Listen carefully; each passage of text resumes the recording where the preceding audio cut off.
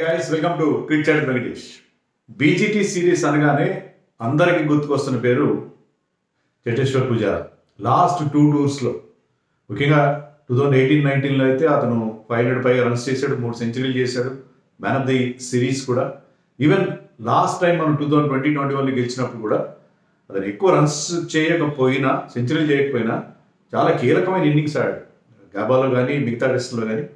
So ఆ stone bowling effect, Australian బౌలర్స్ని అలాగే నిలువరించేయడం, wearing them down, అది చాలా ఇంపార్టెంట్ రోల్ అతను ప్లే చేశాడు. మరి ఈసారి అతను మిస్ అవుతున్నాం.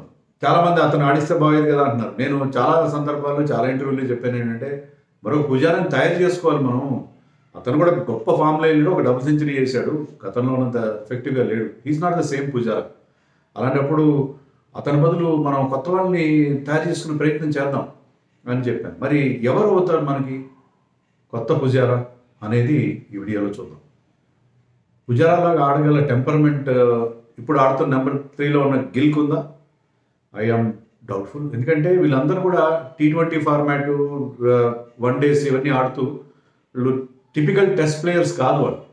So Shubman Gill he's a class act. చాలా మంచి క్లాస్ ప్లేయర్ అతను, మంచి షాట్స్ ఉన్నాయి, no real weakness particular against short ball. అలాంటప్పుడు అతను లాంగ్ ఇన్నింగ్స్ ఆడగలడు, కానీ అంత లాంగ్ ఇన్నింగ్స్ ఆడగలిసిన హంగర్ కానీ ఆ టెంపర్మెంట్ కానీ అతని దగ్గర మనం చూడలేదు. He's making big runs no doubt, కానీ ఏంటంటే క్విక్గా రన్స్ చేయాలి, పెద్ద షాట్స్ కొట్టాలి అన్నీ తప్ప పుజారా లాగా ఒక షీట్ యాంకర్ రోల్ ప్లే చేయడం అనేది అతనికి సాధ్యమని కనపడలేదు. Rahul can play that role, Rahul can play that role very well. అతనికి ఆ టెక్నికల్ కాంపిటెన్స్ ఉందంతా ఉంది, అలాగే పేషెన్స్ కూడా ఉంది. కానీ అతను కూడా T20 ప్రోడక్టే కదా, ఉన్నటువంటి ఒక సిల్లీ షాట్ ఆడే అవకాశం మనకు కనిపిస్తుంది. అది ఇప్పుడు he's not in the right frame of mind అని అనిపిస్తుంది. ఎందుకనో అతను అంత కాన్ఫిడెంట్గా లేడు. రాహుల్ యాక్చువల్గా అలాంటి రోల్ ప్లే చేయగలడు. మనకి సెనా కంట్రీస్లో Rahul is a big asset, no doubt about it. కానీ అతను ఇప్పుడున్న ఫ్రేమ్ ఆఫ్ మైండ్లో అతనికి ఇన్ అండ్ అవుట్ టీంలో రెగ్యులర్ ప్లేస్ లేదు.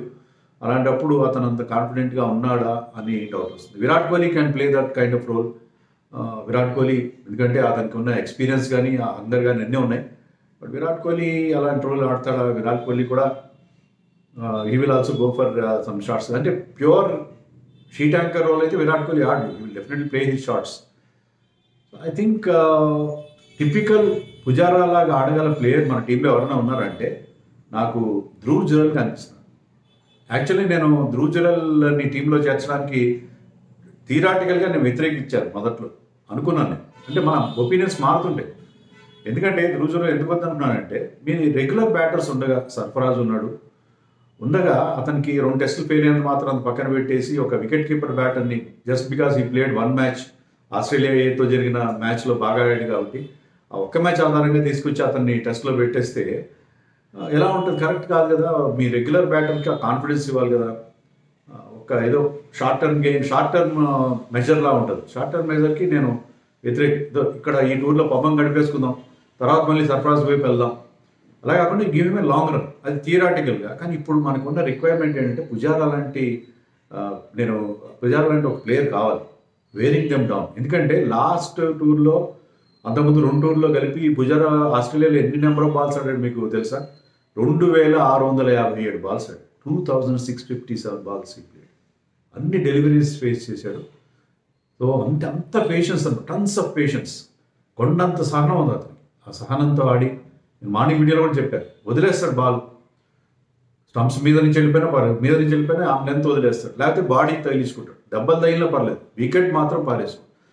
హ్యాజల్వుడ్ అన్నాడు, I'm happy that Pujara is not on this tour. Pujara ఉంటే మమ్మల్ని ఊరికే మాకు పిచ్చెక్కిస్తాడని చెప్పి హ్యాజల్వుడ్ అనడం జరిగింది. And they are happy Pujara is not there. సో ఒక పుజారాని ఇన్వెంట్ చేసుకోవాలి మనం. దానికి Dhruv Jurel is the right man నాకు అనిపిస్తుంది. నేను చెప్పినట్టు ధ్రువ్ జురెల్ని వద్దని అనుకున్నాను, నెంబర్ 1. ఇంకోటి కూడా నేను అనుకున్నానంటే, చాలామంది Sanjay Manjrekar said Dhruv Jurel should bat at number 3 అన్నాడు. నెంబర్ 3 ఎలా ఆడతాడు ధ్రువ్ జురెల్ అని నాకు అర్థం కాలేదు. ఎందుకంటే నెంబర్ 3లో ఆడే player is like an opener. ఎందుకంటే మీకు ఫస్ట్లో వికెట్ పడింది, ఫస్ట్ ఓవర్లో, సెకండ్ ఓవర్లో, అయితే 3rd ఓవర్లో, 4th ఓవర్లో పడినా న్యూ బాల్ ఫేస్ చేయాలి, you're almost like an opener. So number 3 is a specialist positions. Opener లాగా ఆడగలిగే వాళ్ళు నెంబర్ 3లో ఆడాలి. జురెల్ నాకు తెలిసినంత వరకు లోవర్ డౌన్ ది ఆర్డర్ ఆడతాడు బ్యాట్స్మెన్. కానీ నేను జురెల్ ఒకసారి అట్లా అతని రికార్డ్ అలా చూస్తే ఏంటంటే నాకు అర్థమైందంటే ఫర్ ఉత్తరప్రదేశ్ ఈవెన్ ఓపెన్ తన స్టేట్ సైడ్కి ఓపెనింగ్ కూడా చేశారు. మామూలుగా వికెట్ కీపర్స్ని ఓపెనర్స్కి పంపడం అనేది ఇండియాలో కానీ జనరల్గా టెండెన్సీ ఉంది. ఎందుకంటే వికెట్ కీపర్స్ ఎప్పుడు కూడా బాల్తో కనెక్షన్లో ఉంటారు, అంటే బాల్ మీద కాన్సన్ట్రేషన్ మీద ఉంటారు. సో బాల్ని వాళ్ళు ఎప్పుడూ చూస్తూ ఉంటారు. అదొకటి వాళ్ళకి దానివల్ల వికెట్ కీపర్స్ని ఓపెనర్స్గా పిచ్ ఫోర్క్ చేయడం చాలా సందర్భాలు జరుగుతుంటుంది. రెండోది ఏంటంటే మీరు ఒకవేళ ఫస్ట్ వాళ్ళు బ్యాటింగ్ చేసేవాళ్ళు అపోజిషన్ టీం, మీరు బ్యాటింగ్ చేసే టైంకి వికెట్ కీపర్స్ ఎక్కువ అలసిపోరు కంపేర్ టు అదర్ ప్లేయర్స్. ఎందుకంటే వాళ్ళు ఎక్కువ రన్నింగ్ చేయరు. ఈ స్టంప్ ఇటువైపు నుంచి అటువైపు ఈ ఎండ్ నుంచి ఆయన్ని మారుతారు తప్ప రన్నింగ్ ఎక్కువ చేయరు. కాబట్టి వాళ్ళు కొంచెం రిలేటివ్లీ ఫ్రెష్గా ఉంటారు. అందుకని వికెట్ కీపర్స్ని ఓపెనర్స్గా పెడతారు. సార్ ఏ రకంగా చూసుకున్నా అతని ఓపెనింగ్ కూడా ఎక్స్పీరియన్స్ ఉన్నది. కాబట్టి ఇప్పుడు మనకున్న స్పెసిఫిక్ రిక్వైర్మెంట్ అందులో శుభ్మన్ గిల్ లేడు కాబట్టి శుభ్మన్ గిల్ ఆప్షన్స్లో ధ్రువ్ జురెల్ని నెంబర్ 3లో ఆడిస్తే బాగుంటుంది. నేను నా ఒపీనియన్ మార్చుకున్నాను. ధ్రువ్ జురెల్ 11లో వద్దనుకున్నాను నేను ముందు, తర్వాత నెంబర్ 3 అసలే వద్దనుకున్నాను. వాట్ సంజయ్ మంజరేకర్ ఈ సేయింగ్ అన్నీ ఇలాంటివి చెప్తుంటాడు అతను ఎన్నిసార్లు అని అనుకున్నాను. కానీ I think he's right. Even Ravi Shastri saying Dhruv జురెల్ని ఆడించాలి, అతనికి ఆ టెంపర్మెంట్ ఆ పేషెన్స్ అన్నీ ఉన్నాయని చెప్పి రవిశాస్త్రి. ఎందుకంటే లాస్ట్ 2 times మనం టైటిల్ అక్కడ సిరీస్ గెలిచినప్పుడు Ravi Shastri was our coach. So అతనికి తెలుసు ఆస్ట్రేలియాలో ఎలాంటి రిక్వైర్మెంట్ ఉందో. ఎందుకంటే పుజారా వాళ్ళని విసిగెత్తిచ్చేసేవాడు బౌలర్స్ని. వాళ్ళు spell by spell third spell వేసేయాలంటే ఒకే రోజు ఒక ప్రతి బౌలర్ కమిన్స్, హ్యాజల్వుడ్, స్టార్క్ అలాంటి వాళ్ళు 25-30 ఓవర్లు వేసేలా చేసేవాడు. దాని ఏంటంటే ఎఫెక్టివ్నెస్ తగ్గిపోతుంది ఎక్కువ నెంబర్ ఆఫ్ ఓవర్స్ వేస్తారు. అందులో ఏజింగ్ పేస్ అటాక్. వాళ్ళని వేర్ దెమ్ డౌన్. వాళ్ళని ఎలా ఓడించాలంటే మనం we have to wear them down. వాళ్ళకి చాలా విసుగెక్కిచ్చారు. రన్స్ కొట్టకపోయినా అనవసరం, రన్స్ ఆటోమేటిక్గా వస్తే బిగ్ గ్రౌండ్ జస్ట్ అట్లా పుష్ చేస్తే రన్స్ వస్తాయి.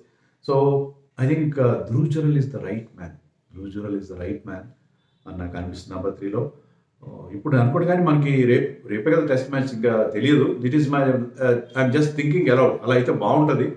ధ్రువ్ జురెల్ ఆడిస్తే పడికల్ని ఆడిస్తాం అనుకోండి, పడికల్ని ప్లేయింగ్ డౌన్ ద లైన్. అది సర్ఫరాజ్ని కంటిన్యూ చేయండి, సర్ఫరాజ్ కూడా ఛాన్స్ ఇచ్చినట్టు ఉంటుంది. సో ఐ థింక్ అలా ఆడితే బాగుంటుందేమో అని నాకు అనిపిస్తుంది. అది నా ఉద్దేశం. కానీ గౌతమ్ గంభీర్ రెజ్యూమ్లో ఎప్పుడేం జరుగుతుందో, ఎవరు ఆడతారు ఎవరు ఆడకుండా ఉంటారో ఏమీ మనకు తెలియదు. మనం ఏమీ గెస్ట్ చేయలేము. ఊరికే మనం ఏదో అనుకుంటాం ఇలాగా. కానీ గంభీర్ తాను కూడా తెలిస్తే దయ్యం ఒకటి తలిచింది అన్నట్టుగా గంభీర్ సెలెక్షన్స్ వేరే ఉంటాయి. Let us hope that Dhruv జురెల్ని అతను ఆడిన తీరు, ముఖ్యంగా మనం అక్కడ కూడా చూసాను మన ఇండియా ఏ మ్యాచ్లో ఒకసారి 80 చేశాడు, ఒక 66 చేశాడు. ఆ 2 innings కూడా అతను టాప్ స్కోర్. చాలా టఫ్ వికెట్ అది, బౌలర్స్కి ఫుల్ హెల్ప్ ఉన్న వికెట్. ఈవెన్ రాహుల్ లాంటి ప్లేయర్స్ ఫెయిల్ అయిన దగ్గర అది లేట్ డౌన్ ది ఆర్డర్ వచ్చాడు. కానీ 2 సార్లు కూడా చాలా పేషెంట్గా చాలా ఎక్కువ నెంబర్ ఆఫ్ బాల్స్ ఆడాడు. సో ఈ 2 innings కలిపి ఐ థింక్ ఈ ప్లేడ్ మోర్ దెన్ 300 డెలివరీస్. చేసిన 80 and 66 కోసం 300 డెలివరీస్ పైగా ఫేస్ చేశాడు. So he's like our Pujara. He has got shots also, not only defence కాదు, మంచి పుల్ షాట్లు కొట్టగాడు, కొంచెం అగ్రెసివ్ కూడా చూపించాడు. అండ్ ఇది ఒక్కటే కాదు, ఈ ఒక్క మ్యాచ్లోనే కాదు, అంతకుముందు ఇరానీ కప్ మ్యాచ్ జరిగింది. ఇరానీ కప్ మ్యాచ్లో కూడా హీ స్కోర్డ్ 90. సో మంచి ఫామ్లో ఉన్నాడు. I think he's the right man. నా ఒపీనియన్ అయితే మార్చుకున్నాను. మరి మీరేమనుకుంటున్నారు కామెంట్స్లో చెప్పండి.